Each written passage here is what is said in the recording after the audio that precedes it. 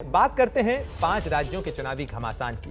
5 राज्यों में चुनाव होने वाले हैं। हर पार्टी दावा कर रही है कि अब की बार उसी की सरकार बनेगी। बीजेपी के बड़े नेता और केंद्रीय सड़क परिवहन मंत्री नितिन गडकरी ने एबीपी न्यूज से एक्सक्लूसिव बातचीत की और दावा किया कि बीजेपी ने हर जगह विकास किया है, इसीलिए जनता विकास के मुद्दों पर वोट करेगी और बीजेपी की सरकार बनने जा रही है। एबीपी न्यूज संवाददाता रौनक कुकड़े ने गडकरी जी से बात की। 2017 में गोवा विधानसभा चुनाव के नतीजे आने के बाद ही हाथों हाथ बीजेपी की सरकार बनाने में जिनका महत्वपूर्ण रोल था और गोवा की राजनीति में जो आज भी पैनी नजर रखते हैं, ऐसे मोदी सरकार के सबसे इफिशिएंट मंत्रियों में से एक केंद्रीय मंत्री नितिन गडकरी इस वक्त हमारे साथ है। सर, आपसे ये समझना चाहेंगे, गोवा का जिस तरह से फिलहाल चुनाव देखने को मिल रहा है, कहा यह जा रहा है कि काफी कांटे की टक्कर देखने को मिलेगी। बीजेपी की 10 साल की जो एंटी इनकम्बेंसी है उसकी वजह से इतना आसान नहीं है बीजेपी को वहां सरकार बना पाना।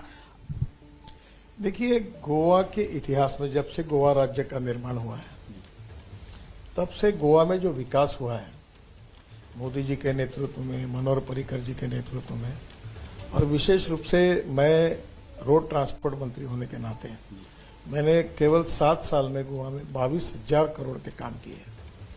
गोवा के पूरे रोड कैसे बने, गोवा के ब्रिजेस कैसे बने, आप देखिए। आज गोवा में कोई काम बाकी नहीं है। गोवा की तस्वीर को हमने बदल दिया।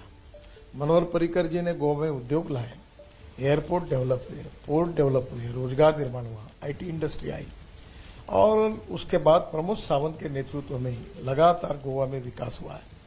तो मुझे नहीं लगता एंटी इनकम्बेंसी कब आती है, जब सरकार अकार्यक्षम होती है, नॉन परफॉर्मिंग होती है। मनोहर पर्रिकर जी के नेतृत्व में हमने सरकार चलाई, यशस्वी चला के दिखाई, और सबसे पहले गोवा को हमने स्टेबल गवर्नमेंट दिया, स्थिर सरकार। हमारे पहले क्या स्थिति थी, तो गोवा एक गार्डन और बगीचा जैसा था। इधर से लोग उधर भागते थे, उधर से इधर आते थे, और कितने बार गोवा में सरकारें बदली। पर गोवा के पूरे इस जीवन में पिछले 10 साल में गोवा को स्थिर, स्टेबल और डेवलपमेंट ओरिएंटेड सरकार अगर देने का काम किसी ने किया वो भारतीय जनता पार्टी ने किया है। सर, मेरा उत्तर प्रदेश को लेकर सवाल है। उत्तर प्रदेश में भी कांटे की टक्कर बताई जा रही है। भले ही ये दावा किया जा रहा हो बीजेपी की तरफ से कि हम लोग क्लीन स्वीप कर रहे हैं, पर जिस तरह की भीड़ अखिलेश यादव की सभाओं में देखने को मिल रही है, जो रिस्पांस देखने को मिल रहा है, उससे आपको लगता है कि बीजेपी के लिए समाजवादी पार्टी उत्तर प्रदेश में कोई टक्कर है? देखिए, मैं अभी उत्तर प्रदेश में 11 रैली कर चुका हूँ। तो 3 रैली में योगी जी मेरे साथ थे, बाकी रैली में केशव जी थे। जो जनता का रिस्पांस है वो पॉजिटिव है। मैंने खुद उत्तर प्रदेश में 3 लाख करोड़ के काम किए हैं और मैंने आश्वस्त किया है कि अब योगी जी का डबल इंजन लगा दो। मैं विश्वास दिलाता हूँ कि 5 साल के अंदर यूपी अमेरिका के बराबर के सब होंगे, रास्ते होंगे। तो इतना काम, गंगा को हमने अविरल निर्मल किया, वाराणसी टू हल्दिया जलमार्ग बनाया, वो प्रयागराज तक काम किया मेरी डिपार्टमेंट में। फिर रोड इतने बने, आप यूपी में किसी भी जिले में जाइए, रोजगार निर्माण और सबसे बड़ी कानून व्यवस्था। जो उत्तर प्रदेश में एक बार गुंडा राज चल रहा था उसको समाप्त करने का काम योगी जी ने किया उनके नेतृत्व में। तो मुझे लगता है कि निश्चित रूप से यूपी की जनता पॉजिटिव वोट बीजेपी को देंगी, जात पंथ धर्म भाषा न देखते हुए उत्तर प्रदेश के विकास के लिए देंगे और हम निश्चित रूप से चुनाव जीतेंगे, यही मेरा विश्वास है। कानून व्यवस्था की जो लगातार बात बीजेपी की तरफ से की जा रही है कि 5 सालों में गुंडागर्दी बंद होगी, 2 दिन पहले की बात है, एमआईएम के अध्यक्ष असदुद्दीन ओवैसी पर दिन दहाड़े उत्तर प्रदेश में गोली चल गई। फिर इसको आप कैसे देखते हैं, अगर बीजेपी कानून व्यवस्था की बात कर रही है और अगर इस तरह की घटनाएं होगी? देखिए, ये दुर्भाग्यपूर्ण है। उत्तर प्रदेश में पहले से ही काफी बड़े प्रमाण पर कानून व्यवस्था की धज्जियां उड़ती रहती थी और वो एलिमेंट था, और इसीलिए निश्चित रूप से उत्तर प्रदेश में जो घटना हुई है ओवैसी जी के साथ वो दुर्भाग्यपूर्ण है। पर अब जिन लोगों ने किया है उनके ऊपर कड़ी कार्रवाई होगी। अभी तक ऐसे लोगों पर कार्रवाई नहीं होती थी।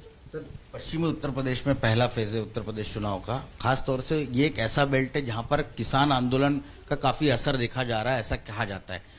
बीजेपी इसको कैसे देखती है? आपको लगता है कि बीजेपी के वोट पर इस बार इसका असर पड़ेगा, क्योंकि लगातार किसानों ने लंबे समय तक वहां पर कृषि कानूनों के विरोध में आंदोलन किया। आपको लगता है कि किसान आपको थोड़ा नुकसान पहुंचा सकते हैं? देखिए, सबसे पहली बात ऐसी है कि गन्ना उत्पादक किसान इस बेल्ट में है।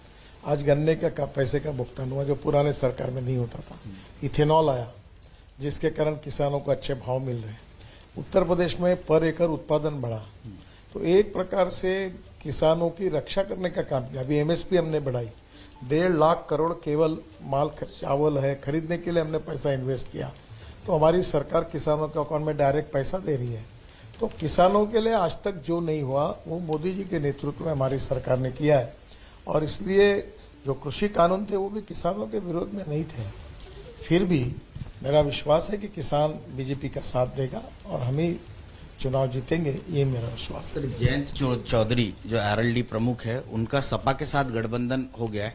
बीजेपी को क्या इससे फर्क पड़ता है? क्योंकि जो बयानबाजी बीजेपी नेताओं की तरफ से आ रही है कि बाद में जयंत चौधरी साथ आ जाए, दरवाजे खुले बीजेपी के, इस तरह के बयान देने की जरूरत क्यों आन पड़ी है बीजेपी? देखिए, मैं कोई इस बात पर टिप्पणी नहीं करूंगा, पर एक बात है कि उत्तर प्रदेश की राजनीति में मैं आपको साफ बता रहा हूँ कि जो कुछ पोलराइजेशन हो BJP versus all political party, और उसमें उत्तर प्रदेश के विकास के लिए, स्थिर सरकार के लिए और कानून व्यवस्था को मजबूत रखने के लिए और गुंडा राज को समाप्त करने के लिए बीजेपी के फेवर में पॉजिटिव वोट आएगा, यही मेरा विश्वास है। कितनी सीटों के साथ सरकार बना रही है यूपी में बीजेपी? हम मेजोरिटी आएगी और हमारी सरकार बनेगी। सर, पंजाब में क्या स्थिति है बीजेपी की? क्योंकि अकाली दल से अलग होकर आप पहली बार चुनाव लड़ रहे हैं अमरिंदर सिंह के साथ, वहां का आकलन क्या कहता है? मैं ये मानता हूँ कि इस बार पहली बार पंजाब में है, पहली बार हम काफी सीटें लड़ रहे हैं, क्योंकि अभी तक अकाली जनसंघ अलायंस रहती थी, फिर अकाली भारतीय जनता पार्टी रहती थी, अब पहली बार बड़े प्रमाण सीटें लड़ा रहे हैं। और इसलिए पंजाब में एक काफी विस्तार भाजपा का करने का एक मौका भी हमको मिला है और उसका निश्चित रूप से हमारी पार्टी उभर कर आएगी और एक ताकतवान पार्टी करके पंजाब में आगे काम करेगी, यही मेरा विश्वास है।